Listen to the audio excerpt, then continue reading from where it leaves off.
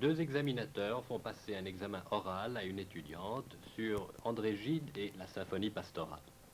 Voyons, mademoiselle, pourriez-vous nous dire à quelle époque Gide vivait?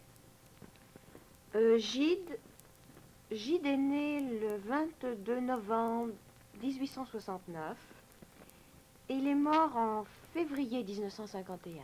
Très bien, mademoiselle, plus exactement le 19 février. Voyons, mademoiselle, vous venez de lire la symphonie pastorale. Pourriez-vous me nommer quelques autres œuvres de Gide? La porte étroite, Très bien, les caves du Vatican, parfait. les nourritures terrestres. C'est tout. Bien, mademoiselle, vous semblez très bonne en date. À quelle époque la symphonie pastorale a-t-elle été écrite? 1919. Parfait, mademoiselle. Vous avez probablement remarqué que le passage est écrit sous forme de journal. Quel en est l'auteur? C'est un pasteur protestant. Qui est Gertrude? Gertrude est l'héroïne de la symphonie pastorale. C'est une jeune aveugle. Dans le passage ici, on la montre plutôt comme une sorte de monstre. Elle ne voit pas, elle n'entend pas, elle ne parle pas, elle ne bouge pas. Un petit animal en somme, hein? Presque. Quel âge avait-elle, mademoiselle? 15 ans. Elle habite chez le pasteur, n'est-ce pas? C'est sa fille? Non, non, non. Elle habite chez le pasteur seulement depuis la mort de sa grand-mère. Le pasteur l'a recueillie chez elle puisqu'elle était seule et abandonnée. Elle n'a donc pas de parents. Ah, mais si. Mais ses parents sont morts depuis longtemps. Et la mère, la vieille grand-mère, qui était la seule parente qui lui reste, a disparu également. Elle se trouve donc seule, en effet. Elle est orpheline. Mademoiselle, est-ce que le pasteur lui-même, est-ce qu'il est marié? Ah, mais bien sûr, monsieur, un pasteur protestant peut se marier. Est-ce qu'il a des enfants? Oui, monsieur, il a plusieurs enfants.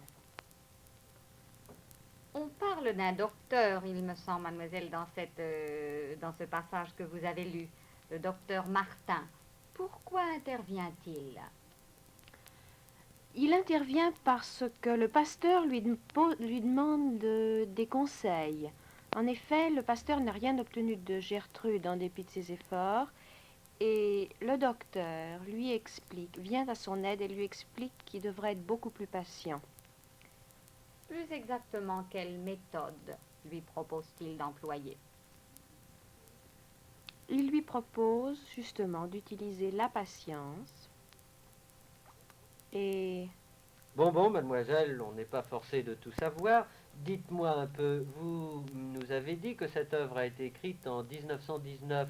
Est-ce que vous pouvez nous dire ce qui se passait en France à cette époque à peu près? Oui, bien sûr, c'était la guerre, c'était la Première Guerre mondiale. En 1919? Ah non, elle était finie.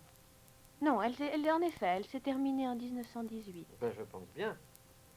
Mademoiselle, le titre de cette œuvre n'est-il pas un peu ambigu, symphonie pastorale? Qu'est-ce que ça veut dire? Pastoral, je pense que le premier sens, il s'agit de quelque chose qui arrive à la campagne, en pleine nature. C'est C'est un exact. synonyme. Et puis, j'ai remarqué aussi que dans le texte, le pasteur parle de pastoral, en référence, quelque chose de pastoral en référence à son métier de pasteur. Vous avez tout à fait raison. Très bien, mademoiselle, très très bien. Est-ce que Gertrude demeure constamment auprès du feu comme elle en avait l'habitude chez la vieille dame? Non, elle commence à bouger, à aller ça et là.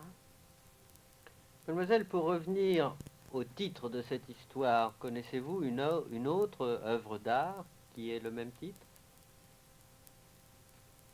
Non, monsieur. Voyons, la symphonie pastorale de... Un morceau de musique, Eh oui.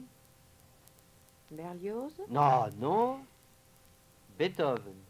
Ah, mais bien sûr. Mais oui, oui, Vous oui. n'avez pas vu le film, mademoiselle? C'en était la musique de fond.